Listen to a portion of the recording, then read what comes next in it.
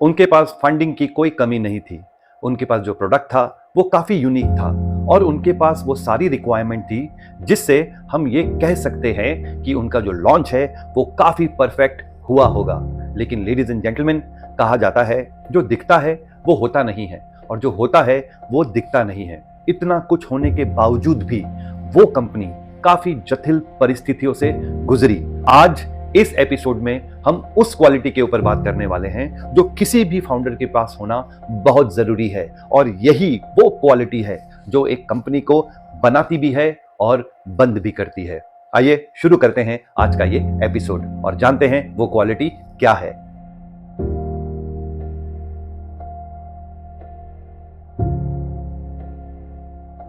हम जब भी एक नए ब्रांड को लॉन्च करते हैं तो हम एक ऐसे जोन के अंदर जाते हैं जहां पर क्या होने वाला है कोई नहीं जानता।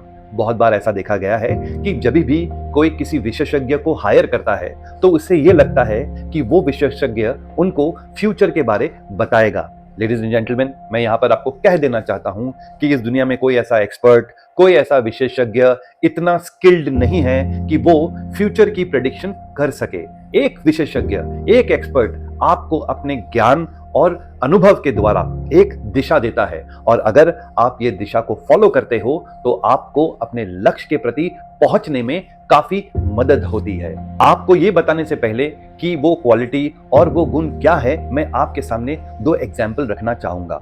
आज मैं आपके साथ एक स्टार्टअप का एग्जाम्पल नहीं देने वाला हूं, मैं एक एस्टैब्लिश कंपनी का एग्जाम्पल आपके सामने प्रस्तुत करने वाला हूं। उस कंपनी में जब भी मीटिंग्स होती थी, उस मीटिंग्स में बिजनेस को छोड़कर बाकी सारी बातें होती थी। जैसे कि अगर किसी को यह पूछा गया कि आपके टारगेट्स क्यों नहीं हुए, तो आंसर यह आता था कि मेरे टारगेट इसलिए नहीं हुए क्योंकि मुझे डिस्पैच टीम ने राइट टाइम पे स्टॉक नहीं भेजा। अब डिस्पैच टीम को यह पूछा जाता था तो डिस्पैच टीम यह कहती थी कि प्रोडक्शन टीम ने मुझे राइट टाइम पे स्टॉक नहीं दिया, और प्रोडक्शन टीम को जब यह पूछा जाता था तो प्रोडक्शन टीम यह कहता था कि क्वालिटी कंट्रोल ने अप्रूवल देने में वक्त लगाया जिसके वजह से प्रोडक्शन डिले हो गया। अगर आप गौर फरमाएंगे तो आपको पता चलेगा कि इस सिचुएशन में लोग प्रॉब्लम का सलूशन नहीं ढूंढ रहे थे। लोग क्या कर रहे थे, एक दूसरे को ब्लेम कर रहे थे और उस मीटिंग में टेंशन इतनी हो जाती थी कि एंड में कोई ना कोई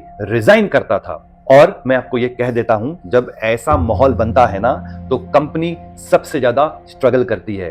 आज भी वो कंपनी एक ऐसे स्टेज पे है जहां पर उनका जो ग्रोथ है वो बढ़ ही नहीं रहा है और उसका कारण आप तो अभी समझ गए होंगे।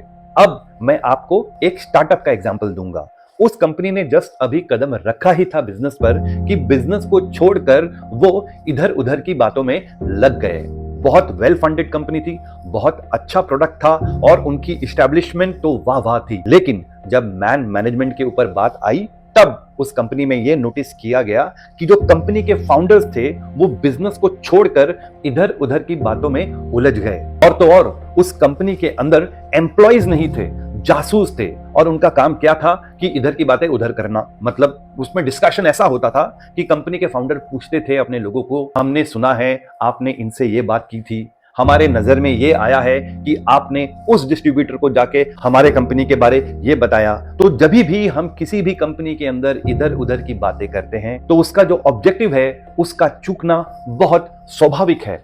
इस केस में एक बड़ी कंपनी जिसने जस्ट एंटर किया था मार्केट में, इससे पहले वो नेक्स्ट लेवल तक पहुंचे, वो कंपनी काफी तकलीफ में आ गई और उनका बहुत ही बुरा हाल हो गया। अगर हम इन दो केसेस का मूल मंत्र निकालें या रूट कॉज एनालिसिस करें तो हमें यह समझ में आता है कि किसी भी कंपनी को सक्सेसफुल करने के लिए उस कंपनी की नीयत और इंटेंशन बहुत इंपॉर्टेंट योगदान देती है। इन दोनों केसेस में अगर उस कंपनी के फाउंडर्स ने अपने इंटेंशंस को क्लियर रखा होता तो वो करेक्टिव एक्शन ले सकते थे और वहीं पर उस प्रॉब्लम को खत्म कर सकते थे, लेकिन उन्होंने ऐसा नहीं किया। इसीलिए लेडीज एंड जेंटलमैन, एक फाउंडर का जो इंटेंशन है और जो मोटिव है वो क्लियर होना बहुत जरूरी है, क्योंकि जब आपके पास एक सही मोटिव होता है तो आपके पास क्लैरिटी होती है और क्लैरिटी आपको ये सब काम करने नहीं देती। एक कंपनी का माहौल, एक कंपनी का एनवायरनमेंट पॉजिटिव होना बहुत जरूरी है, क्योंकि वही एक पॉजिटिव ड्राइव क्रिएट करती है जिससे सारे लोग मिलकर एक कॉमन ऑब्जेक्टिव की तरफ अप्रोच करते हैं। और माहौल को पॉजिटिव करने की जो सबसे बड़ी रिस्पॉन्सिबिलिटी होती है वो होती है उस कंपनी की फाउंडर की। इसीलिए एक कंपनी के फाउंडर का डिसिप्लिन और उसके एथिकल बिजनेस पॉलिसीज बहुत स्ट्रांग होना बहुत जरूरी है।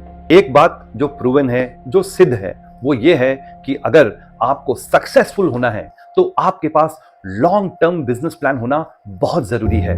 और वो तभी पॉसिबल होता है जब एक फाउंडर अपने गोल को लेके पैशनेट होता है, और अगर वो इस पैशन को अपने टीम के साथ इंटीग्रेट कर देता है तो सब कोई मिलकर एक लक्ष्य को पाने की कोशिश करते हैं। मुश्किलें चाहे जितनी आ जाए, वाद विवाद चाहे जितना हो जाए, वो कभी भी अपने लक्ष्य इधर उधर नहीं होते हैं। दोस्तों, इसीलिए मैं कहता हूं कि बाकी रिक्वायरमेंट्स ब्रांड लॉन्चेस के लिए जरूरी है, लेकिन उससे भी ज्यादा जरूरी है कि आपकी नीयत साफ होनी चाहिए। जब आपकी नीयत सही होती है तो आपको अच्छे लोग मिलते हैं, अच्छे इन्वेस्टर मिलते हैं और अच्छे एक्सपर्ट मिलते हैं जो आपको सही दिशा दिखाते हैं। तो इसी के साथ मैं आज के एपिसोड को यहाँ पे विराम दूंगा।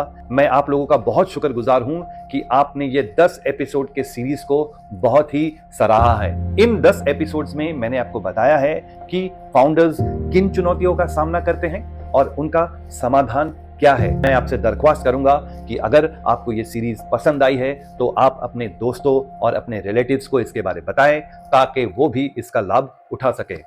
अगले एपिसोड में फिर आपके साथ मुलाकात होगी, एक नए टॉपिक के ऊपर हम डिस्कस करेंगे। तब तक के लिए मैं आपका दोस्त आपसे अलविदा लेता हूं।